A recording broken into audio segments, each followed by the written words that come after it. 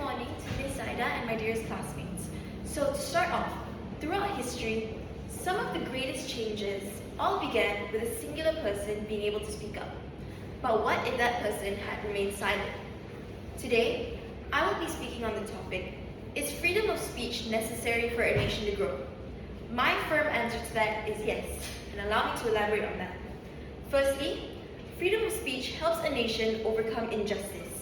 When people are free to express their opinions, they can speak out against unfair treatment and bring attention to problems that need to be solved. A clear example can be found in the history of slavery in the United States. African American people were seen as slaves by the white Americans for many years. This was a form of culture that was widely normalized by the society of that time. Although this was the case, leaders and activists, including President Abraham Lincoln himself, spoke out against it and argued that all people deserve freedom and equal rights. And despite facing criticism, they continued to advocate for change.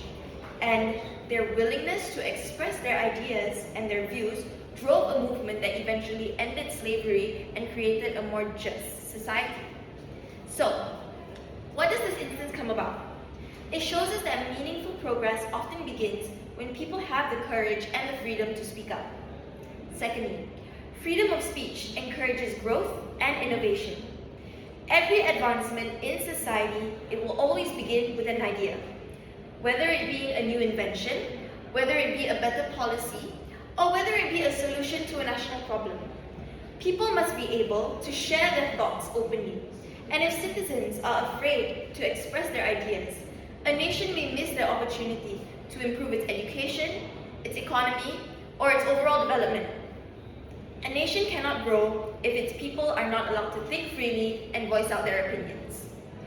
And some people may argue that freedom of speech can cause conflict or it may offend others. And while that concern is particularly understandable, restricting speech is never the answer. Progress requires difficult conversation and differing opinions. That is the truth of it. So instead of silencing people, we should encourage respectful and responsible discussions, because after all, we cannot solve a problem if we are not allowed to talk about it.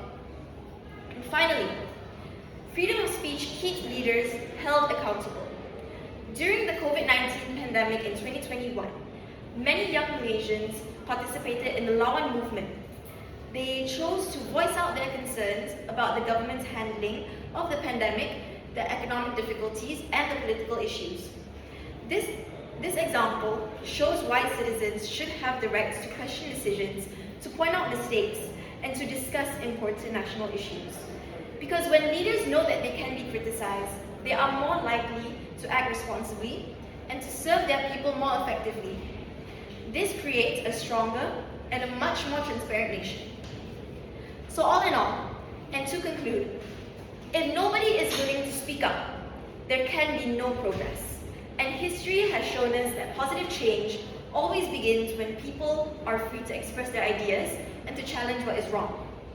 Therefore, when people are free to share their thoughts and to pursue in what is right, a nation will be able to move forward and achieve its fullest potential.